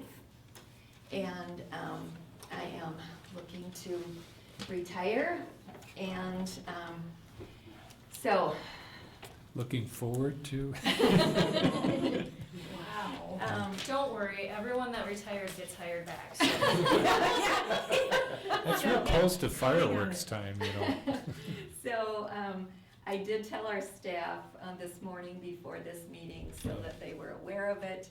And Jeff and I still have to work out some particulars, but he hopes to bring that to you next week at the regular board meeting. I just wanted to say it today so that both Jerry and Carla would be able to hear it. I think motion to clone. Say no. Say no or clone. It'll be so nice to rehire you as a consultant. And truly, I am willing to try to work something out, but like I said, we don't have a definite proposal yet. Jeff did ask me to tell you that there would be intention to review the job description and post the job, and encourage anybody internally that's qualified to apply for the job. So that's about as far as we've gotten right now. And it's been a very difficult decision, one I've been thinking about for a long time. When we did the budget last year, and so I did give Jeff a bit of a heads up that that was coming sometime in 2016, and so. Wonderful for you, Okay. big Yeah. boss. Thank you. Yeah, no kidding. Yeah. So I'm more than happy to help you out how we can, and then just, Jeff was also wanting to get the position posted because the Lake County Director is retiring in the end of June. St. Louis County Director is retiring in April, and the Cooch County Director of Human Services is retiring the end of July as well, so. Did you guys all book a cruise ship at the same time or something? That's what somebody else Where are you said. going? Poor Dave Lee said, "You're leaving me by myself." Yeah, we're all close to the same, age, and it's just the way it's gonna keep happening. I mean, it is. And Vicki has 40 years. Yes, she does. 40 years. She really does, yeah. So some losses to the region, but you know what? People have gone through change, and change is good, and new leadership is good, and everybody will be fine. That's the perspective of a retired person. So we'll have more news on that, but again, I just wanted to kind of give you the heads up. Thank you. Thank you. Yeah. Thank you.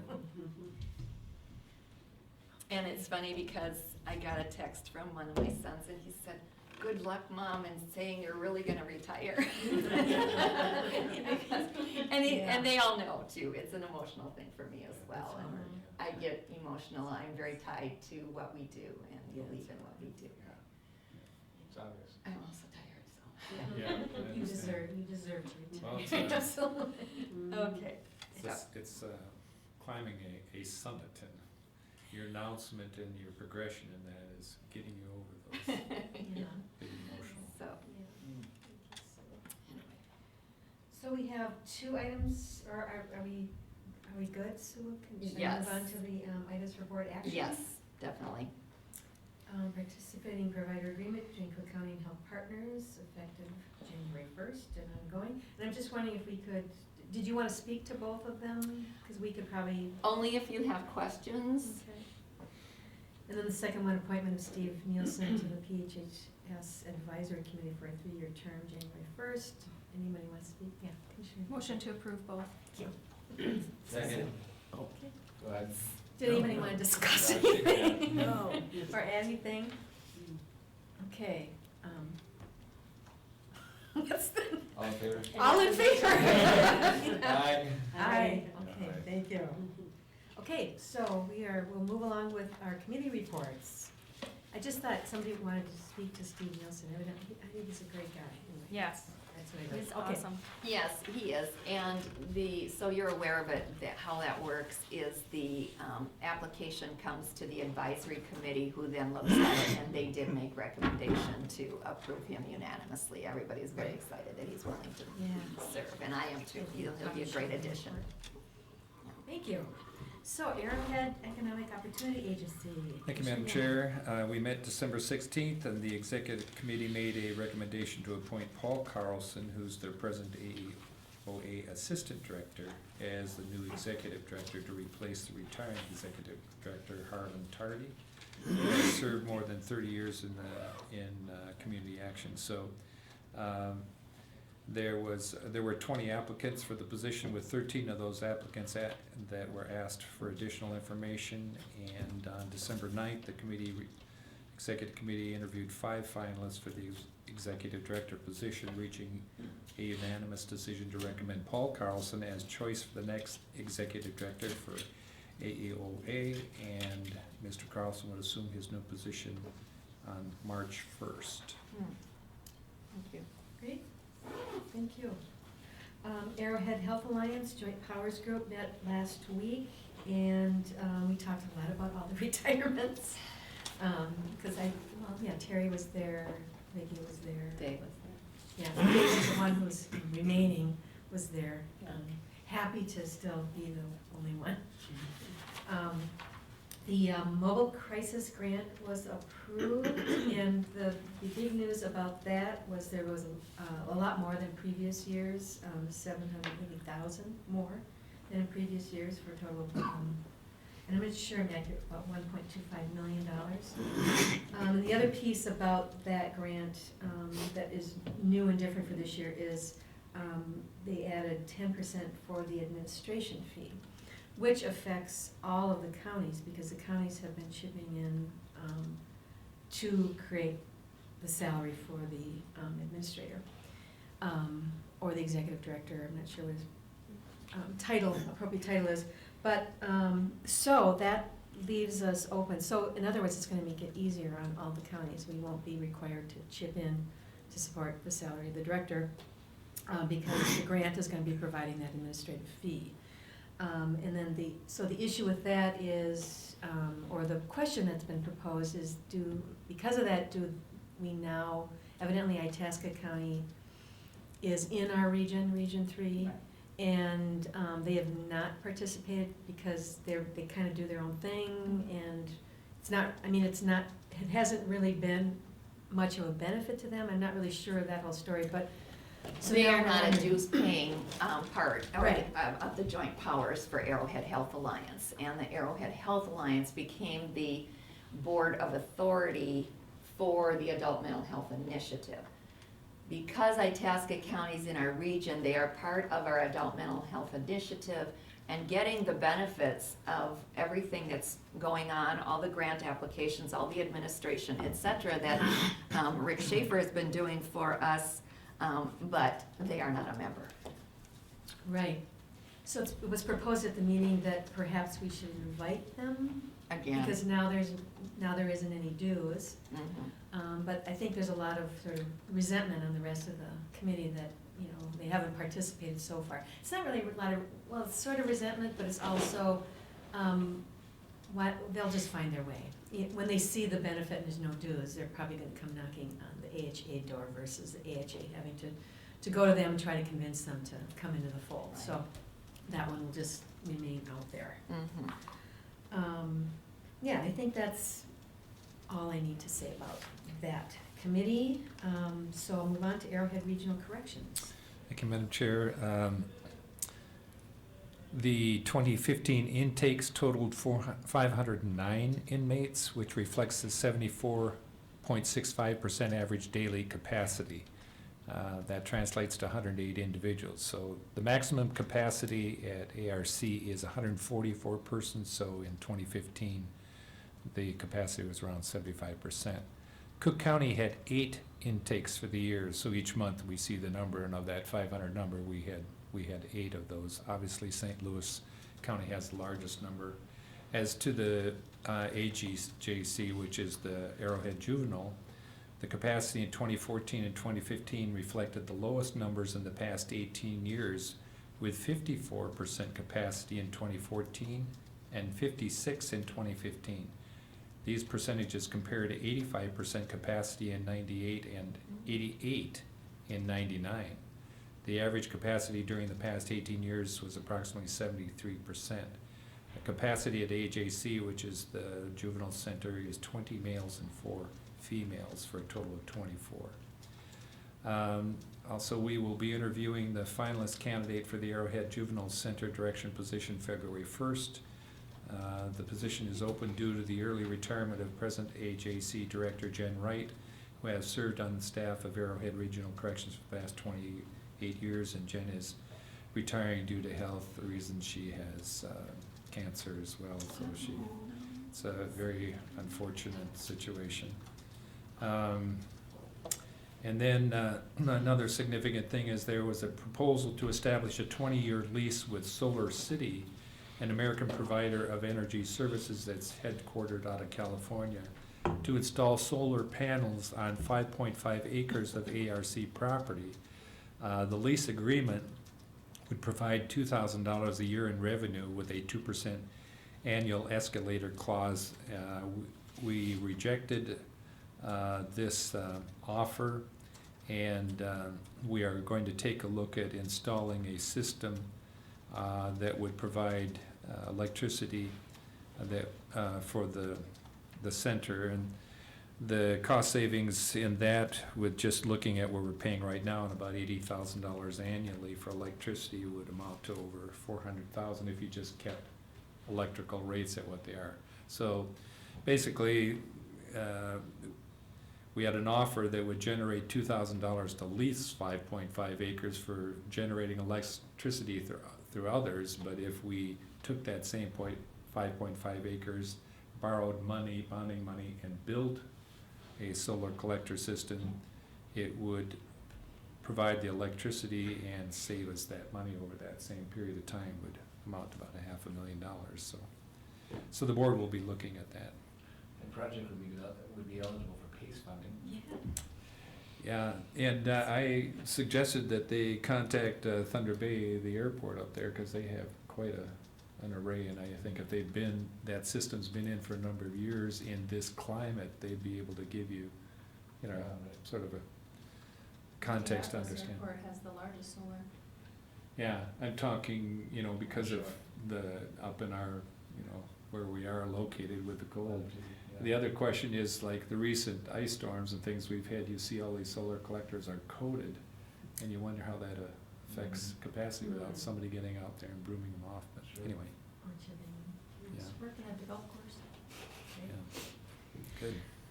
Community Health Board has not met since our last Human Services Board meeting. Public Health and Human Services Advisory Committee. Jerry? We and Carl? met 2 weeks ago, and I'll give the first part of the report, and Carla will give the second. We had 2 guests at the meeting. We had Louise Anderson, Community Health Board Executive, and Roger James, who is the Chemical Dependency Program person up at Grand Portage. And it was very nice to meet him. We also had a presentation by Greg Bernier of our CD program. And I really felt good in hearing all of this, that these programs are in a good place in terms of the quality of services that they're providing. Grand Portage, Roger James is now doing Rule 25s up there, so they don't all have to be done down here by Greg. They're providing transportation for all of the people, and I assume that means to come to come treatment here. They are. For the 12, what Greg calls the 12-step facilitation outpatient program. It's a very structured program, but allows for keeping people involved in it as long as they need to be. And so it sounds like it's quality CD outpatient treatment, and that it's interfacing well with what Grand Portage is doing to assess people and then refer them into it as needed, or work with them in their group support. Is Grand Portage providing the Well, transportation, or are we providing it? Well, I wasn't clear. The census. That was my understanding is Grand Portage is, I don't know if they're reimbursing someone for the mileage to drive people down here, but they have been covering the cost. Yeah, it's good. My understanding from Greg recently is that Roger James is the carpool driver. Oh, he's the driver, okay. So several of them are coming together in one vehicle, I know that, so. And they also said that funding is available for all people for evaluation and treatment. That's pretty positive. And transportation And transportation. to come to the, Yeah, right. Right. Then we heard from Martina Williams about the, her areas of responsibility, which include the Min Choices Assessment, which is this computer-based program or a tool to get people eligible for whatever services, covering a variety of different programs. The other thing that she mentioned was that the state is going to have two statewide call centers which will receive all adult abuse reporting calls. And I think we were kind of, wondering about this and scratching our heads a little bit about how that's gonna work. That all reports of adult abuse have to be sent through one of these two statewide call centers, which track it and make sure that people get what they need, and then are involved in getting back to the county to provide services. So it was just a bit startling, I think, to hear that. And even the thought that maybe if this works out, that someday they might go to that kind of a system for child protection reports. So the reports go to the state, then the state takes that report and sends it back to the county human services and law enforcement for follow-up or investigation. Are they working on the weekend? That's a good question. I would guess yes, I don't know, because it's a call center that they go to. Has it been successful thus far? The answer is no. Absolutely not. So we're hoping for improvement on that. Okay, well, I think in the interest of time, those are the most significant things that I would have. Thanks a lot, Jerry. I'll be very brief. Matt Webb talked about, in conjunction with the clinic, that they are having classes on teaching crock pot cooking, and the clinic is providing crock pot for, I think, low-income families and ways to cook healthy too for nutrition.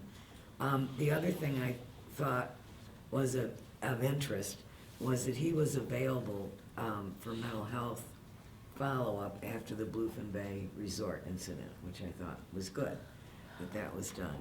And then quickly, Rita discussed moving matters, and this time they're adding on another component besides the physical activity, and it's more of a self-care component. They're gonna have both dual things going with it. And they have received some monies to have part-time, I think 3 RNs times used in the self-care thing, working with outreach and education, and starting with the diabetic group and the pre-diabetic group, and finding other resources, much like a case manager for people, transportation, housing, whatever, but delivering a more comprehensive package when you have a chronic disease. And then you've already touched on Grand Portage, and the only other thing is at Grand Portage, they continue to look for a youth prevention worker. And we, of course, from the advisory committee, need to get a replacement to the community health board. The only thing I'll say is if we ever have Greg again present, we've heard him all the time, but this was the most in-depth I've heard on the CD program about the real philosophy of the program and how it's the nuts and bolts and it's working.